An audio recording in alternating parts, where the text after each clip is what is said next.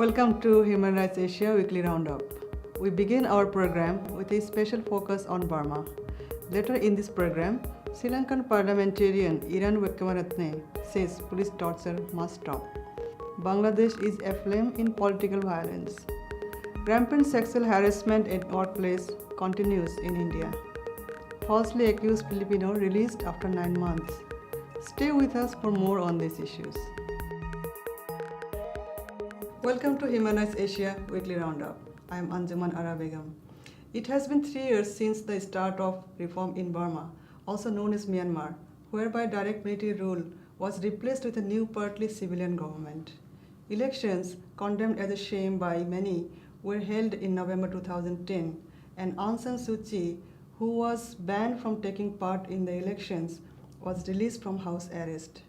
The Nobel Peace Prize winner and daughter of Burmese independence hero General Aung San later contested in a by-election and won a seat in parliament, along with over 40 other members of our National League for Democracy. Since reform got underway, much has improved in Burma. Hundreds of political prisoners have been released. Freedom of expression and media freedom has improved. A ban on public gatherings has been lifted, and opposition parties and peaceful demonstrations are no longer officially banned. But there is still a long way to go. Many pressing human rights issues remain, and a lot of people are concerned that the reform process could falter if they are unaddressed. Today we talk to some human rights defenders to learn more about the situation in Burma.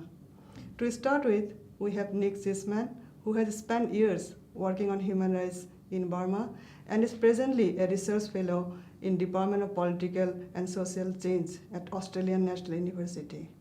Welcome, Nick. Well, thank you very much for having me, Anjuman, and also for this special program that you're having on Burma, which comes at a very important time for the country. Thank you. What are we going to discuss today about Burma?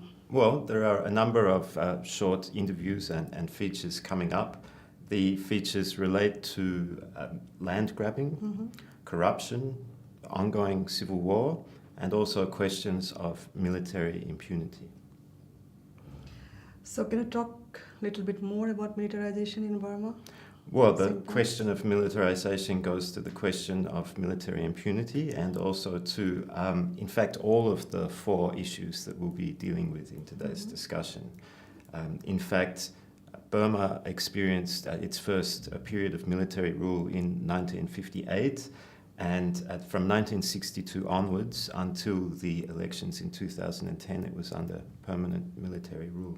So it's a very extended period of a highly repressive military government in which the military managed to get involved in practically all areas of the politics, economy and society. So I think all of the stories that we're going to see speak to this extended period of militarization.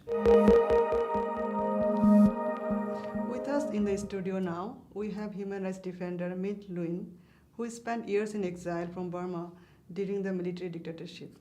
Welcome, Minh Nguyen. Yes, thank you. You have talked much about the land rights issues in Burma. Why is this is a pressing issue in your view? Oh yeah, it's a land issue. Is now current situation in Burma. It's a very big issue. After 1988 uprising and then military government, they surprised how to gather people urgently in downtown area. So that is why they want to break down the peoples. So they find out so many people stay in the urban area. That is why they want to clean it out. After the coup in Burma, and then the first job is to clean out the people from the town. And that is why so many people are homeless. So many people they displaced.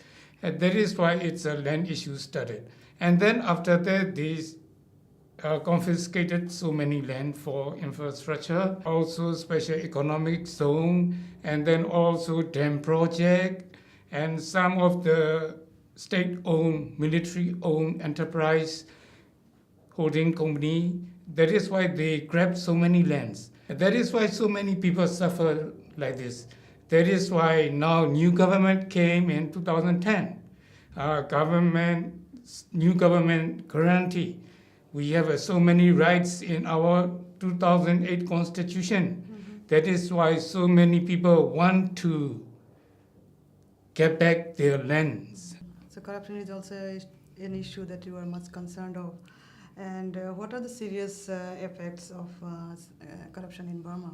Oh yeah, corruption in Burma. We didn't call corruption. It's the best business in Burma, especially in judicial sector. It's the best business. And then even Chief Justice, they know how the corrupt judges, state and divisions and township level, but they cannot assist it because of they have no financial support. That is why so many judges, they took a bribe.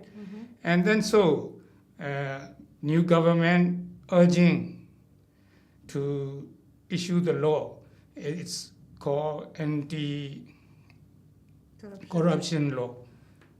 But in the law, not definition what is anti-corruption. And then, but it's a very wide and very difficult to take action. And then so many judges happy and carry on the corruptions. That is why so many foreign investment company, they are afraid because of they have much to pay the bribe. And now corruption in Burma is very big business in all level, administrative level, and then government attorney office, and also in the judge, Supreme Court level. Earlier, we spoke to Burmese former AHRC intern Helen Jo about the serious armed conflict going on in Kachin state, the northernmost region of Burma, neighboring China. From June 2011, the attack against civilian Asian state have been committed by the Burmese army, and then so many human rights violations have been occurred, for the women especially the gun rape, and then for the men then extrajudicial killing and then torture. The situation have been not settled yet. Still, the IDB they haven't get any adequate support yet. So whenever the human rights violation have been taken by the military, is not very much addressed in the Supreme Court of Myanmar as well. Actually, the conflict started because of the political economy. Kind of like Burmese military want to have a economic zone with the Chinese government. So this make the Kachin independent army group not agreeable. So the conflict, it started the conflict because of the interest in the natural resources. Basically, the Burmese government need to recognize and then use the decentralized method to solve this kind of conflict as well, and then need to listen the ethnic rights. Ko Min Min is a human rights defender based in Upper Burma who talked to us about military impunity and how local police struggle to hold military personnel to account when they commit serious crimes. Here in our country, there are a lot of human rights violations that, such as land grabbing, child soldier recruitment, forced labor, torture, and murder with impunity are a long list. Let me point out one case among others that challenge and threaten rules of law and community peace and tranquility. And that happened in my hometown. This case known as murder under the Nobody Bridge. That happened on 23rd of April this year. That night, the young couple went there and were sitting on the same beach, and the three men approached them, suddenly attacked them. one began to strangle the female victim. Kachin, I killed the woman fish vendor like this. So, thinking that she was going to be killed, the female victim pretended to be dead. And the other two perpetrators trapped the male victim down to the river and drowned him in the river. The female victim lost her consciousness, and when she regained her senses, so she ran quickly for help. And among the bushes of the fence, and the three men were hiding. The two men were held in custody, but the third one escaped. The police arrived and learned that the three men were soldiers from the infantry battalion IP 57. Then the captain, the army battalion, arrived and removed the two soldiers to their army camp. Until now, the perpetrator has not been brought for prosecution in civilian courts. Military law enjoy impunity for any crime they committed against civilians. Finally, we came back to Nick Zisman for some closing comments on Burma. So, after hearing all these stories, what should be your overall comment about human rights situation in Burma? Well, I think that the stories, as mentioned at the introduction, do make clear that there's a very strong persistence of institutionalized militarization and also the habits associated with militarization, the mentalities of militarization are persistent in Burma today, despite the political changes that have taken place. Now, one of the important things that we all recognize and that we identify is that the opening up of opportunities to communicate about human rights problems is a very important change, a very important development in the current period.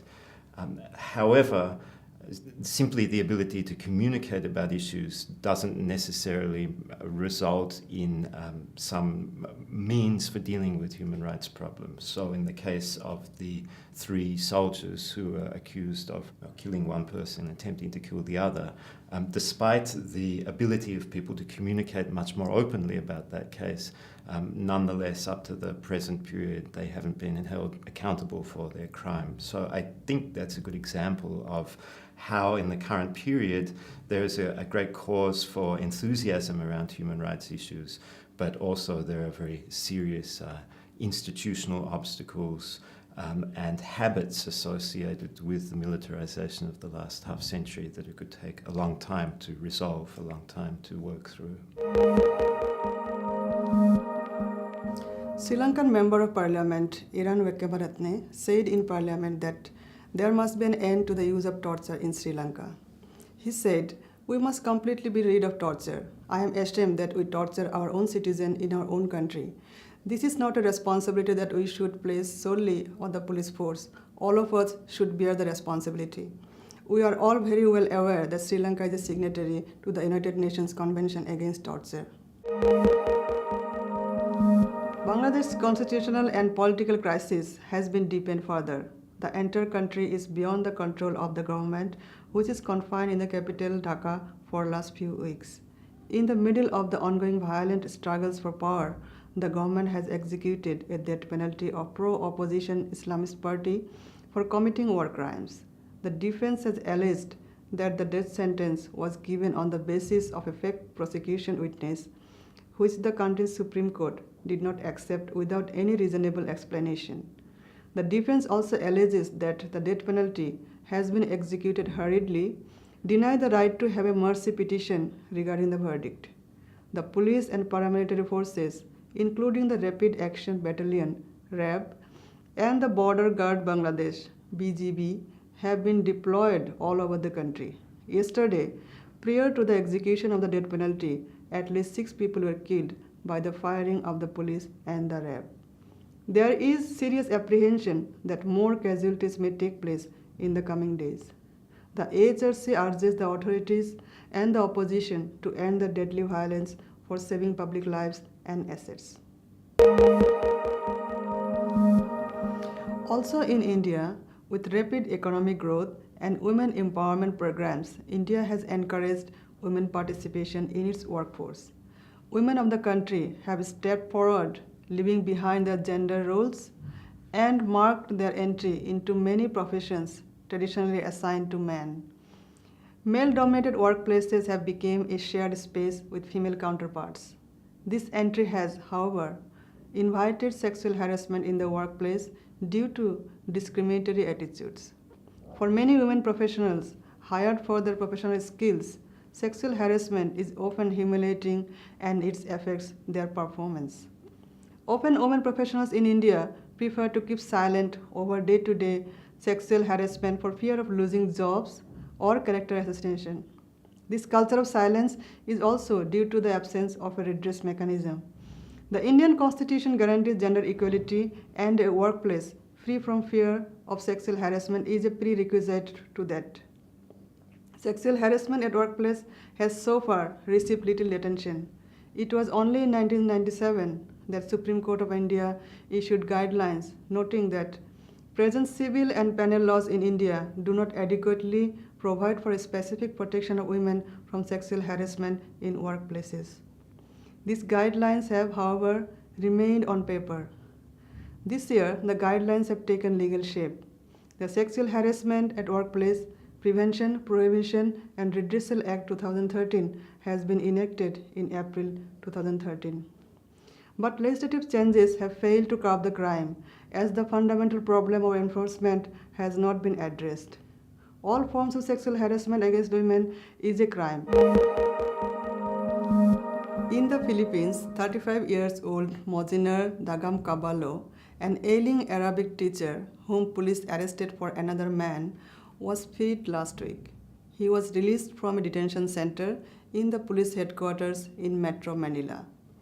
In March this year, intelligence officers and policemen arrested Mozinar, accusing him of being someone else while he was receiving treatment in a hospital in Mindanao.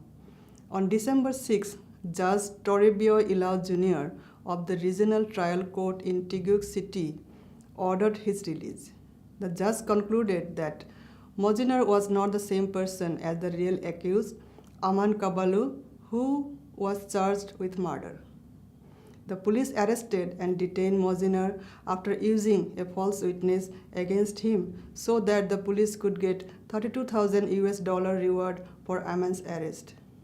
Mozinar is now planning to pursue administrative charges against the police. This is all for this week's Human Rights Asia Weekly Roundup.